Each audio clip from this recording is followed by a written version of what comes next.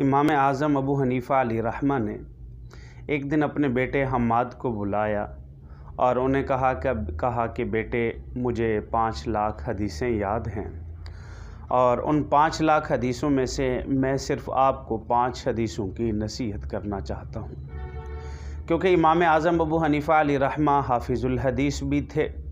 حافظ الحدیث محدثین کی اصطلاح میں اسے کہتے ہیں کہ جسے کم از کم 3 لاکھ حدیث یاد ہوں، اور فی زماننا بھی الحمدللہ ہمارے اکابرین میں سے حضرت عبداللہ درخواستی رحمہ اللہ بھی حافظ الحدیث تھے، ان کو بھی بہت زیادہ تعداد میں حدیثیں یاد تھیں۔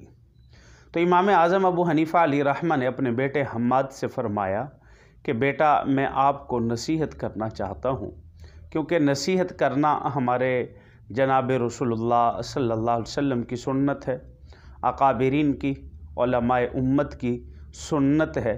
امام اعظم ابو حنیفہ علیہ رحمہ بھی اپنے بیٹے حماد کو نصیحت فرما رہے ہیں، کہا کہ بیٹا مجھے 5 لاکھ حدیثیں یاد ہیں اور میں صرف آپ کو ان 5 لاکھ حدیثوں میں سے 5 حدیثوں کی بس نصیحت کرنا چاہتا ہوں۔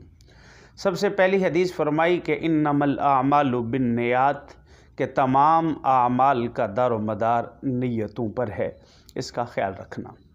دوسری حدیث فرمائی کہ المسلم من سلم المسلمون من لسانہ و یدہ، کہ جناب رسول اللہ صلی اللہ علیہ وسلم نے فرمایا کہ کامل مسلمان وہ ہے کہ جس کے زبان اور ہاتھ سے دوسرے مسلمان محفوظ ہوں۔ اور تیسری حدیث فرمائی کہ من حسن اسلام المرء ترکہ ما لا یعنیہ، کہ ان آدمی کے اسلام کی خوبی ہے کہ وہ لا یعنی باتوں کو، فضول باتوں کو چھوڑ دے۔ چوتھی حدیث امام اعظم ابو حنیفہ علیہ رحمہ نے اپنے بیٹے حماد سے فرمائی کہ الحلال بین والحرام بین وبینہما متشابہات، کہ حلال بھی واضح ہے، حرام بھی واضح ہے، اور جو ان دونوں کے درمیان ہیں وہ متشابہات ہیں، اور اپنے آپ کو متشابہات سے بچائیے۔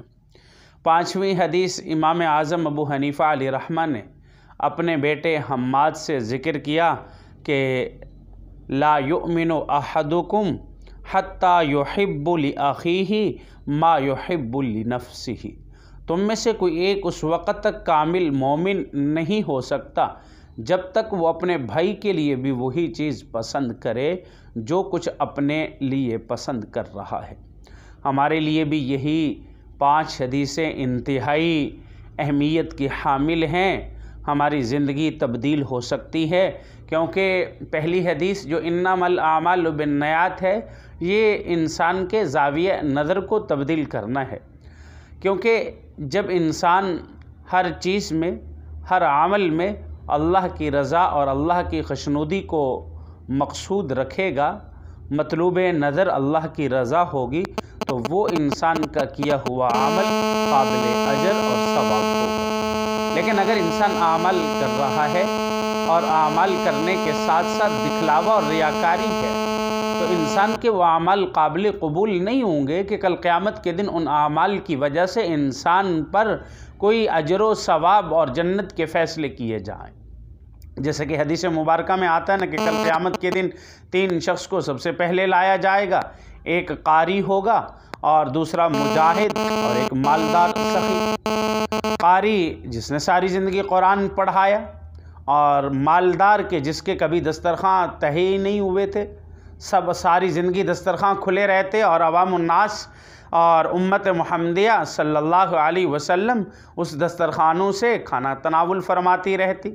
اور تیسرے نمبر پر مجاہد کے جس نے اپنی جانواں مردی کو دکھاتے ہوئے اپنے جان کے آخری خون کے قطرے تک جہاد کرتا رہا۔ لیکن انہی کے لیے بھی فیصلہ ہوگا کہ ان کو جہنم میں ڈالا جائے۔ کیوں؟ اس لیے کہ ان کے زندگی کے سارے اعمال میں ریاکاری مقصود تھی، اللہ رب العزت کی رضا مقصود نہیں تھی۔ اس لیے جو بھی عمل کیا جائے، اس پہلی حدیث کا مقصد اور مطلب اور مفہوم یہی ہے کہ اس میں صرف اور صرف نیت کو بہت دخل ہے، اس میں اللہ کی رضا اور اللہ کی خوشنودی مطلوب ہے۔ دوسری حدیث میں अलमुस्लिम मन सलिम अलमुस्लिमून मिन लिसानिही व यदिही ज़िक्र किया। कामिल मुसलमान वो है कि जिसकी ज़बान और हाथ से दूसरे मुसलमान महफूज रहें। देखें, इस्लाम के 5 शोबे हैं। अक़ाइद, अल्लाह रब्बुल इज़्ज़त को एक मानना, जनाब रसूलुल्लाह सल्लल्लाहु अलैहि वसल्लम को आखिरी नबी मानना, क़यामत पर ईमान रखना, मलाइका पर ईमान रखना, आसमानी किताबों पर ईमान रखना, ये अक़ाइद हैं। ये मुकम्मल दीन नहीं बल्कि दीन का एक हिस्सा है, और इसी बुनियाद कह सकते हैं इसको। दीन का एक हिस्सा है, शोबा है, और फिर दीन का एक शोबा इबादत भी है। इबादत में नमाज है, फ़राइज़ आ जाते हैं, नमाज है, रोज़ा है, ज़कात है, हज है, जिहाद फ़ी सबीलिल्लाह है, और इसी के साथ साथ एक मामलात भी हैं। हम जब माशरे में किसी के साथ रहते हैं तो वह मामलात की ज़रूरत भी पड़ती है, लेन देन भी होता है, ख़रीद व फ़रोख्त भी होती है। ख़रीद व फ़रोख्त को शरीयत के मुताबिक करना ये दीन का एक हिस्सा है। और फिर चौथे नंबर पर मुआशरत है, रहन सहन का तरीक़ा। इंसान घर में रहता है, घर के साथ बाकी अफराद भी इंसान के साथ रहते हैं, पड़ोसी रहते हैं, रिश्तेदार रहते हैं, छोटे बड़े रहते हैं, उनके साथ मुआशरत, उसके साथ रहन सहन का तरीका क्या होना चाहिए। और फिर उसके बाद 5वां जो शोबा है वो अखलाक़ियात है। इंसान सब चीज़ों पर अमल करता है, अक़ाइद भी पुख्ता हैं, इबादत की भी पैरवी करता है, इबादत को वक्त पर बजा लाता है, और फिर मामलात भी दुरुस्त करता है, लेकिन मुंह फट है, दिल दुखाता है ज़बान के साथ, अखलाक दुरुस्त नहीं है। इसलिए इन दीन के इन 5 शोबों का नाम दीन है।